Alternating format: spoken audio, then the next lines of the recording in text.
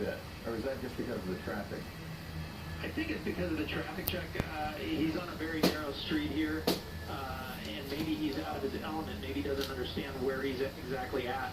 But again, not willing to stop at all. He knows what he's dealing with here, and he's not willing to. Here he goes, red light, right turn now from Monterey Street. We'll try to get this street for you.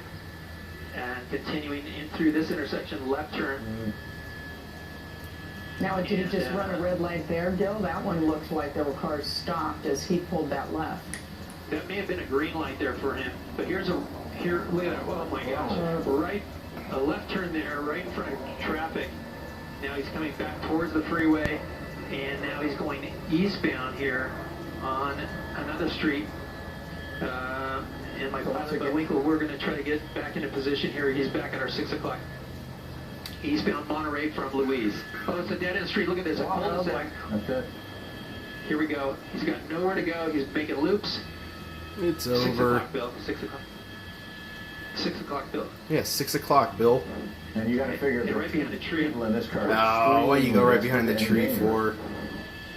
Yeah, he's got nowhere to go. You can see the officers have them trapped in here. They got a big fence there that they would have to jump, and it's likely that they won't.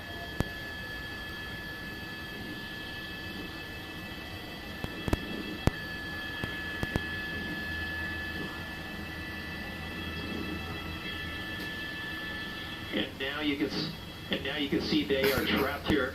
LAPD officers along with Glendale officers, they are trapping him in this cul-de-sac again. This driver out of his element, not familiar with the street. He turned down and found himself trapped between the LAPD and a large fence there in this cul-de-sac. We'll see what he does. They're not complying.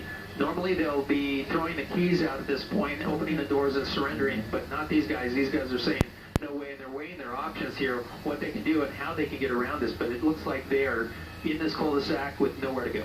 Now, they're backed up against that wall. It's a freeway on the other side, right?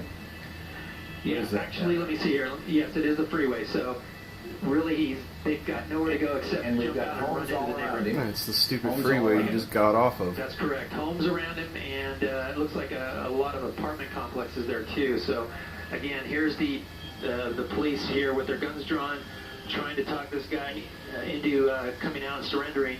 But he's not having it at this point. Quite a major response by law enforcement there. I mean, we see a number of units, in addition to officers, obviously, out of the vehicles. There are, what, half a dozen patrol cars there?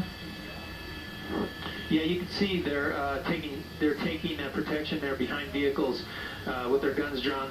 They're in communication with the driver. On their loudspeakers, they have, they're behind that truck there, and several vehicles that are supporting them behind them. Here we go. The driver's side door is opening. This guy's realizing that he has absolutely nowhere to go, and he's finally coming to his senses and surrendering here, but very slowly at this point. Has he thrown the keys out? Well, doesn't look like it. They normally will drop them or just throw them out the window. It's possible that he dropped them down the side there, but it looks like he's maybe in communication or maybe on his cell phone still. That's a little difficult. We're going to try to maneuver here and get into position so we can see the suspect a little better, but we got some air traffic to deal with. But in the meantime, the LAPD is negotiating with this guy to give up, come out with their hands up, surrender. They have nowhere to go, and hopefully that's what they'll do. Once again, this started, if you're just joining us, in the Eagle Rock area. Two suspected car thieves, perhaps gang members. We were told that they could be armed. That's what we're assuming, that they are armed.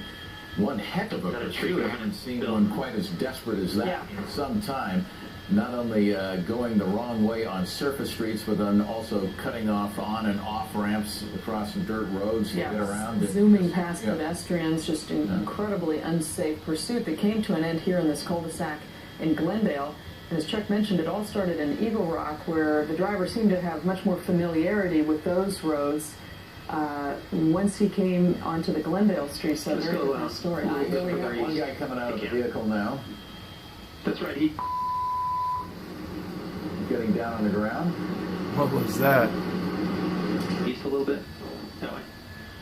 Okay, now he's back up and walking towards the officer. Wow, this blows. Our way here in just a second. Okay, then we'll get your signal back up.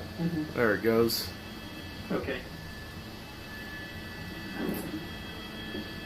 And there he is, back down now. He's moved a little closer to the officers, back down on the ground. Was that a hat he tossed on the ground?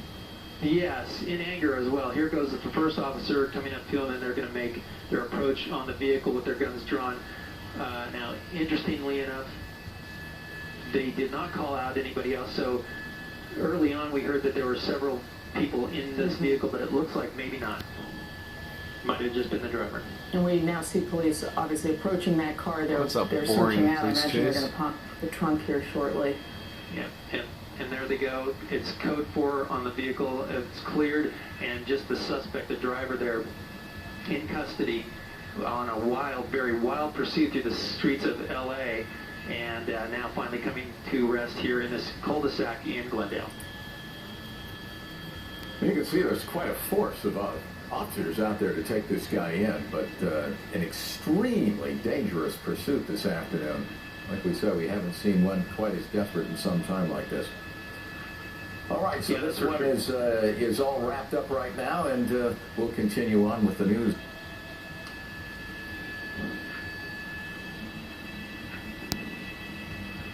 All right, so we, again, this pursuit has come to a conclusion here in Glendale. The driver now under arrest by police. Meantime, dreams for a 19-year-old college student cut short after he was killed